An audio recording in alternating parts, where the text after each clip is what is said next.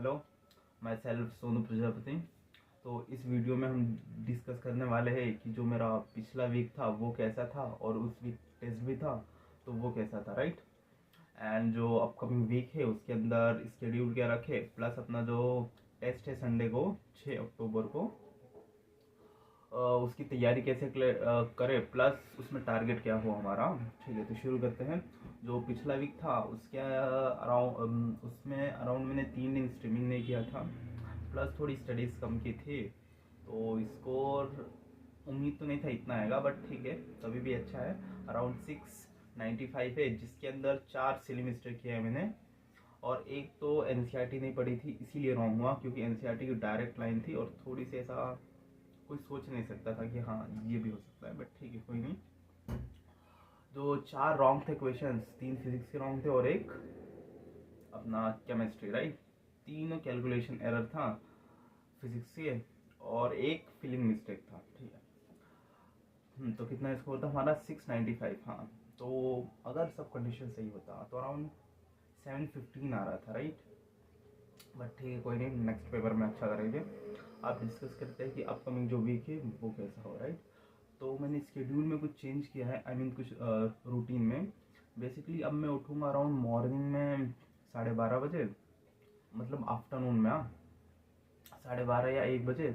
फिर फ्रेश होके विद्यापीठ में जाके वहाँ 3 लेक्चर्स करेंगे, फिर घर आके फ्रेश होके जिम जाएंगे, फिर आके खाना पीना खा के बैठेंगे आराम से 10 बजे के आसपास स्ट्रीमिंग पे। 10 से लेके मॉर्निंग के 6 तक स्ट्रीमिंग करेंगे, राइट। जो आखिरी के 3 घंटा होगा, आई मीन रात के 3 से लेके मॉर्निंग के 6 तक, उसके अंदर तो खाली अपना लेक्चर्स का काम करेंगे, मतलब जो डीपीपीज या मॉड्यूल है, प्लस जो लेक्चर रिवाइज करना है हमें वो सब करेंगे। बाकी जो स्टार्टिंग की 5 घंटा है उसमें टेस्ट की तैयारी करेंगे। ठीक है, तो इस बार मैंने प्लान किया है कि मैं कुछ मॉक टेस्ट भी सॉल्व करूँगा पेपर से पहले, अराउंड 3 सॉल्व करूँगा, और ट्राई करूँगा वो जो मॉक टेस्ट है ना उसे मैं 2 घंटे में ही ख़त्म करूँ। क्योंकि मैंने नोटिस किया जब मैं स्पीड में सॉल्व कर रहा हूँ ना तो क्वेश्चन रॉन्ग हो रहे हैं। आई मीन कि हाँ, कि क्वेश्चन पढ़ रहा हूँ कुछ और सोच लिया। जैसे एग्जांपल के तौर पे वहाँ सॉलिड, आई मीन वहाँ हॉलो स्फीयर दिया था, बट मैंने सॉलिड सॉलिड पढ़ के सॉल्व कर दिया तो रॉन्ग हो गया। तो ठीक है। तो वही, तो बेसिकली जो ट्यूसडे है उस दिन तो मैं पूरा दिन, आई मीन जो ट्यूसडे को स्ट्रीमिंग करूँगा तो स्टार्टिंग के 5 घंटा तो रिवाइज करूँगा। वेडनेसडे और अपना थर्सडे एंड फ्राइडे उस दिन 3 मॉक टेस्ट सॉल्व करूँगा, स्टार्टिंग के 2-2 घंटा, और बाद में 1 घंटा रिवाइज कर लूँगा। आई मीन उस टेस्ट के बेसिस पे जो उनसे क्वेश्चन रॉन्ग हुए थे, जो जो टॉपिक्स रॉन्ग हुए थे उनको देख लूँगा। बाकी जो 2 घंटा बचता है उसके अंदर तैयारी करूँगा। आई मीन डीपीपी सॉल्व करूँगा, डीपीपीज नहीं, मॉड्यूल सॉल्व करूँगा जो उनसे चैप्टर्स की पेंडिंग थी। हाँ, वो हो गया। और जो सैटरडे होगा, आई मीन जो टेस्ट से 1 दिन पहले, उस दिन तो कुछ प्रैक्टिस तो नहीं करूँगा, खाली चीज़ें देख लूँगा, प्लस रिवाइज करूँगा, और जो से क्वेश्चन रॉन्ग है उनको एक बार अच्छे से देख लूँगा क्यों रॉन्ग था वगैरह वगैरह, वो सब कर लेंगे।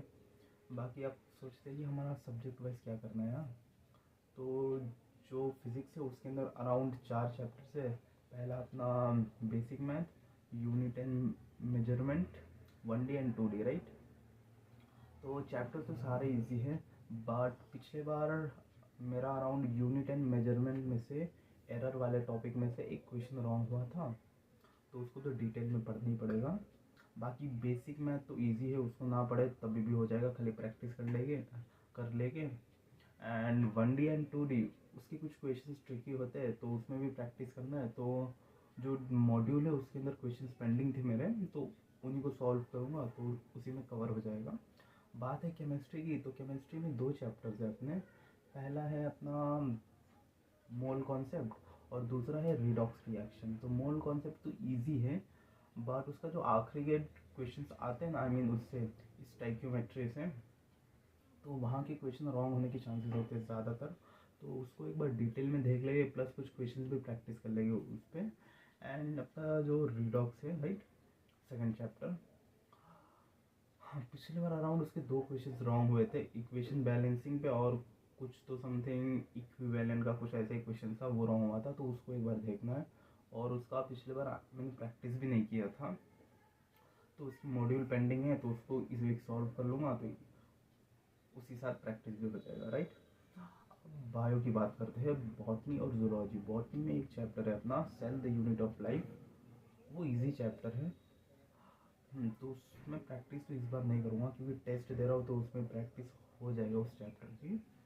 तो खाली मैं NCERT 2 बार पढ़ूँगा क्योंकि पिछले टेस्ट में NCERT की वजह से एक क्वेश्चन छूट गया था, रॉन्ग हो गया था। तो NCERT 2 बार पढ़ूँगा और एक बार नोट्स लिख लूँगा। सेम एग्जैक्टली हम करेंगे उसके लिए अपना जूलॉजी, राइट। बट जो हाँ, पहले डिस्कस करते हैं जूलॉजी में हरा क्या है। जूलॉजी के अंदर एक ही चैप्टर है अपना टिश्यू, कॉकरोच और फ्रॉग, राइट। 3 टॉपिक्स हैं। तो टिश्यूज़ तो इजी है, फ्रॉग की NCERT पढ़ लेगी तो सॉल्व हो जाएगा। बट हाँ, ये जो कॉकरोच है ना, पिछली बार अराउंड मेरे 4 क्वेश्चन रॉन्ग कराए थे इसने, तो इसको तो डिटेल में पढ़ना भी, NCERT भी पढ़ना है, प्लस इस पर कुछ क्वेश्चन भी सॉल्व करूँगा। क्योंकि पिछली बार लिटरली 50 क्वेश्चन में से 4 इसके ही रॉन्ग थे। ठीक है, करेंगे उसे एट अच्छे से। हाँ, तो ये रखे गया अपना प्लानिंग की इस वीक को कैसे हैंडल करें, और टेस्ट में स्कोर करने की ट्राई करेंगे 720। बट वही सिली मिस्टेक का ही डर है, अगर नहीं कुछ होता है तो 720 तो लाऊंगा ही, वरना देखते 700+ तो कंफर्म है, इतना तो श्योर है। चैप्टर भी इजी है, बहुत बार पढ़ भी रखा है, तो ठीक है, देखते कितना स्कोर आता है। सी यू देन, ओके बाय।